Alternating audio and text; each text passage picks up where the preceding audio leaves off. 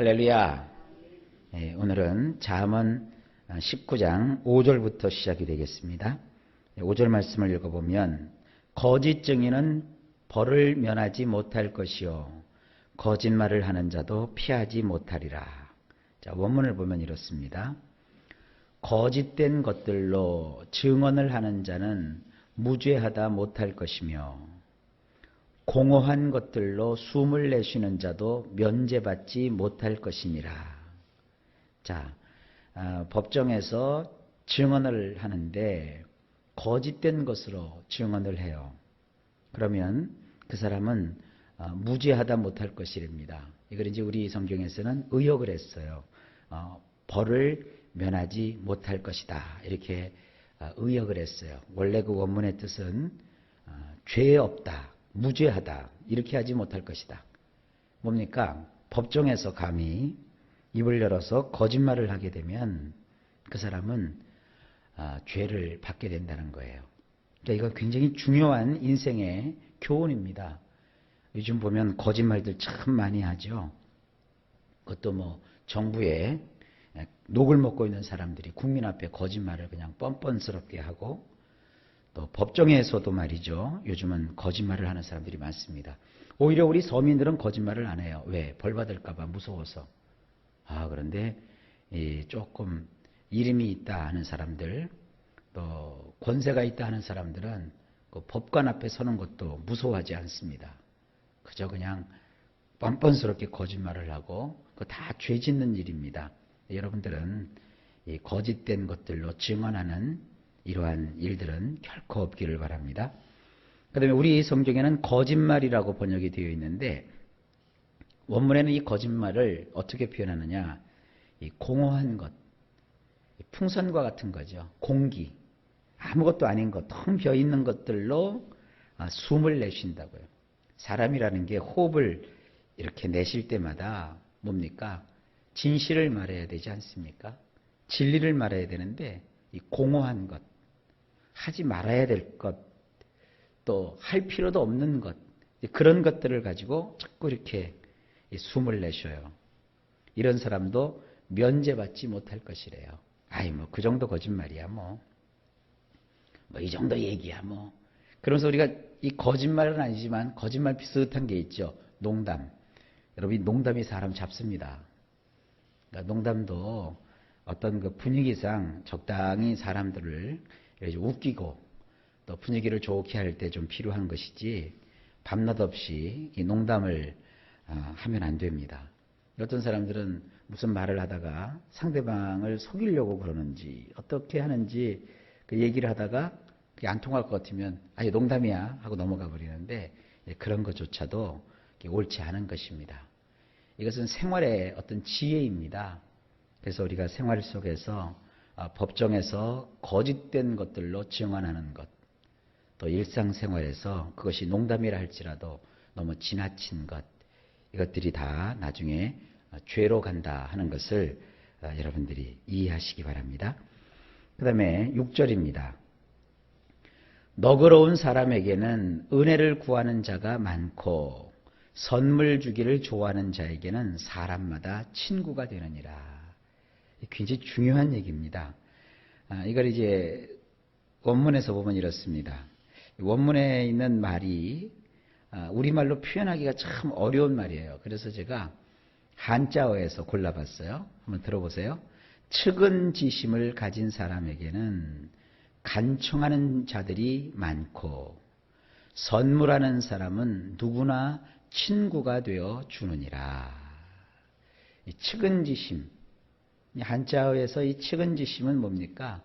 이 남을 불쌍히 여기는 마음, 남을 배려해 주는 마음, 또 다른 사람을 이렇게 너그럽게 용서하고 이런 마음. 여러분, 사람이요, 이 옳은 걸 따지고 또 정도를 자꾸 강조하는 것도 물론 좋은 일입니다만, 그러나 이 측은지심을 갖는 일이 참 중요한 겁니다.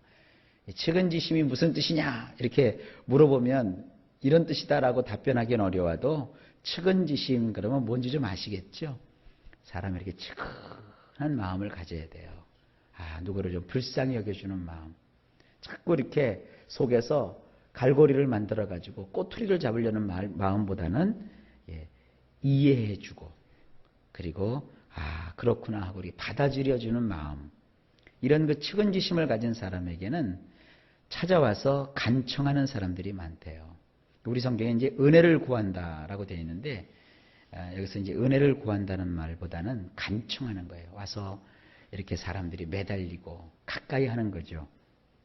그리고 뭔가 이렇게 그 사람한테 도움을 받고자 하고. 그게 뭐예요?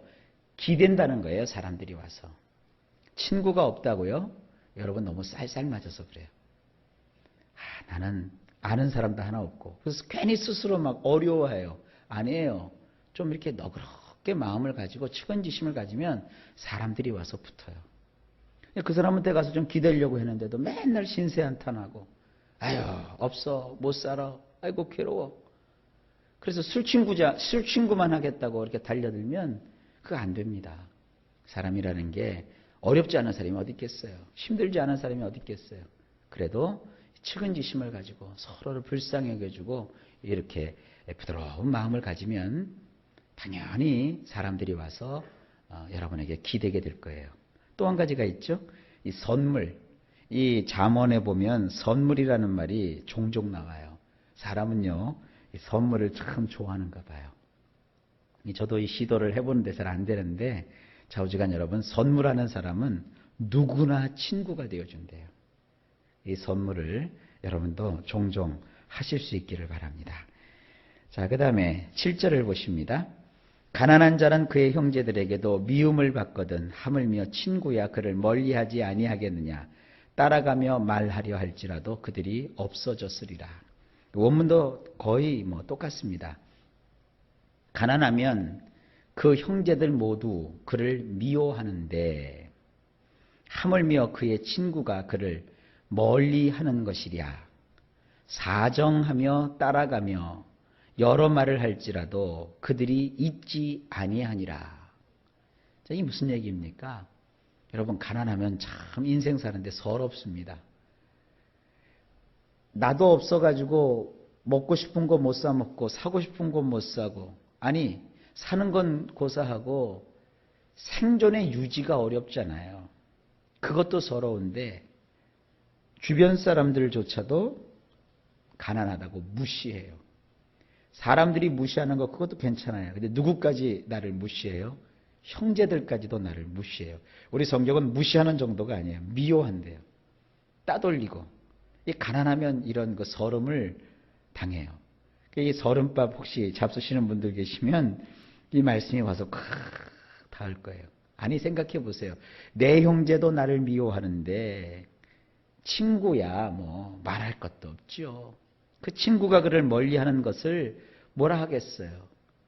그 친구에게 따라가면서 사정해도 그래서 이 말도 하고 저 말도 해도 그들이 내 앞에 그 말을 들어주려고 하지 않아요. 멀리 떠나버려요. 이거 뭡니까? 인생을 살아가는데 여러분 절대 이 가난을 예찬하지 마세요. 가난은 반드시 극복해야 될 겁니다. 아유 목사님 이거 해도 안 되고 저거 해도 안 되는데요. 아니잖아요.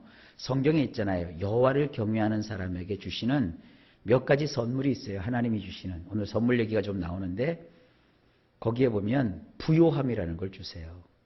여러분 지금 조금 어렵고 가난하다 할지라도 하나님을 잘 섬기고 경외하면 결국 하나님께서는 우리의 삶을 차츰차츰 안정되게 해주시는 거예요. 이 예수 믿으면서 참 이 예수 믿는 초보자들은요, 이런 면에서도 많이 넘어져요. 이제 믿은 지 얼마 안 되는데 와가지고 그래요. 목사님, 나 믿어도 소용없나 봐요.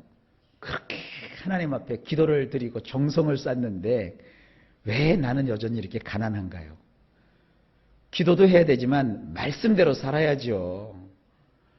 기도하면서 우리가 능력을 받아가지고 기도는 내가 하고 나 이제 아무것도 할 거 없어. 다 해줄 거야. 그 믿음이 아니에요. 그거는 도피지. 기도하니까 하나님이 함께 하실 거 아닙니까? 그러면 세상에 나가서 말씀대로 한번 살아보는 거예요. 말씀대로. 말씀대로 사는 게 뭡니까? 하나님께 받으려면 주실 때까지 기다리는 게 아니라 먼저 드려보는 거예요. 요즘 우리나라 사람들 신앙이 굉장히 약해졌어요. 그래서 하나님 앞에 뭔가 이렇게 심고 드리고 나서 받을 생각은 안 하고 왜 안 주시냐, 왜 안 주시냐. 기도해도 왜 안 주시느냐 그러면 안 돼요. 기도했으니까 주실 걸 믿고 한번 행해보라 이거예요. 하나님 앞에 시간을 드리고 정성을 드리고 그리고 내 재능을 들여서 하나님 원하시는 그런 말씀대로 한번 살아보라 이거예요. 나만 위해서 기도하지 말고 다른 사람을 위해서 기도하고 아유 목사님 나도 어려운데요. 어려운 거 알아요. 그러나 나보다 더 어려운 사람들이 주변에 널렸어요. 그들을 위해서 도우려는 마음을 가지고 그저 이기심을 버리고 하나님 원하시는 대로 남에게 베풀려고 하고 선량한 마음을 가지고 그리고 하나님의 뜻대로 살려고 하면 하나님께서 어찌 그 사람에게 복을 주지 않으시겠습니까? 은도 내 것이요 금도 내 것이요 하늘과 땅의 모든 권세를 가지신 우리 주님이신데 주님께서 우리에게 좋은 것으로 주시지 않겠습니까? 여러분 인생 제가 축복합니다. 가난하여서 형제들에게조차 미움받는 삶, 또 친구들 따라다니며 여러 말을 할지라도 그들이 내 말에 귀를 기울이지도 않는 이런 서러운 삶은 이제 다 물러가고 오히려 사람들이 여러분에게 와서 기대고 여러분에게 도움을 청하고 여러분들이 또 그들에게 너그러운 마음으로 도움을 베풀 수 있는 그런 축복된 인생이 되시기를 예수님의 이름으로 축복합니다.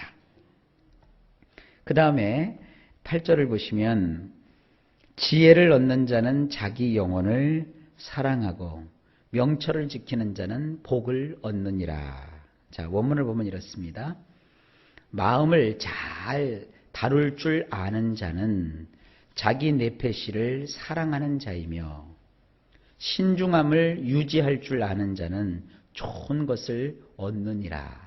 자, 우리 성경에서는 지혜를 얻는 자라고 번역을 했어요.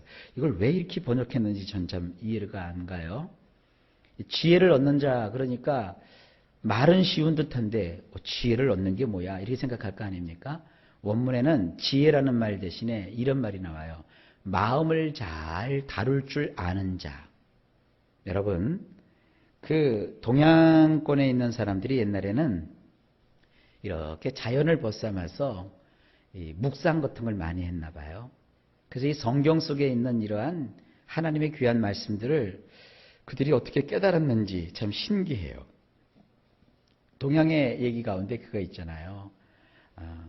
수신제가 치국 평천하 들어보셨죠? 사람이 먼저 나라를 다스리기 전에 내 마음을 다스려야 되고 그리고 마음을 다스릴 줄 알면 가정을 다스리고 가정을 다스릴 줄 알아야 온 세상을 평정할 수 있다 그랬어요. 참 그 성경에서 빗나가지 않는 그런 교훈입니다. 사람이요 무엇보다도 자기 마음을 잘 다룰 줄 알아야 돼요. 오늘도 기도할 때 이 능력 달라고 기도하세요. 하나님 제 마음을 잘 다룰 줄 알게 해주세요. 저도 목사지만 아직도 부족하다 하는 걸 참 많이 느끼는 부분이 바로 이런 부분이에요. 여러분 제가 이게 설교할 때는 굉장히 천사 같지 않습니까? 굉장히 순하고 천사 같고 화도 낼 줄 모르고 그런 사람 같잖아요. 근데 저도요 어떤 상황에 딱 만나게 되거나 또 누구를 만나게 되거나 어떤 일을 처리할 때 제 마음을 잘 다스리는 법에서 어긋날 때가 참 많습니다. 여러분 저도 그렇고 여러분도 그렇고 우리 마음을 기도하는 가운데 잘 다룰 줄 아실 수 있기를 바랍니다. 굉장히 중요한 겁니다. 내 마음 나도 몰라요.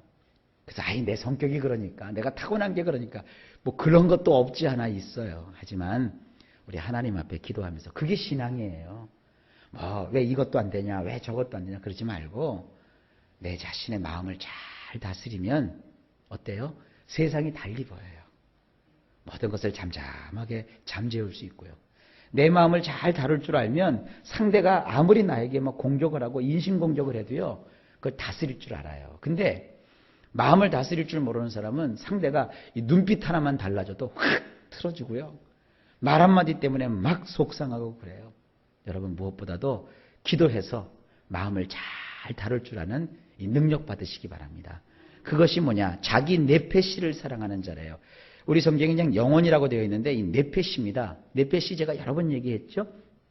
네페시는 겉으로 보이는 나의 몸뚱아리, 또 속에 보이지 않는 영혼, 나의 마음, 이런 걸 다 가르쳐서 네페시라고 한다고 그랬어요. 그러니까 마음을 잘 다스리면 몸도 건강해지고요. 마음을 잘 다스리면요, 마음도 건강해지고요. 마음을 잘 다스리면 나의 영혼도 맑아지는 거예요. 마음을 잘 다룰 줄 아는 이 능력 하나님께 꼭 우리 받읍시다. 그리고 신중함을 유지할 줄 아는 자는 좋은 것을 얻는데요. 예, 그래요. 사람이 신중하지 못해서 좋은 것을 못 얻는 거예요. 우리 신중한 마음을 가질 수 있도록 늘 하나님 앞에 깨어 기도하고 내 자신을 돌아볼 줄 아는 신실한 우리 주 예수 그리스도의 종들이 되시기를 예수님의 이름으로 축복합니다. 자, 오늘도 하루가 시작되었습니다.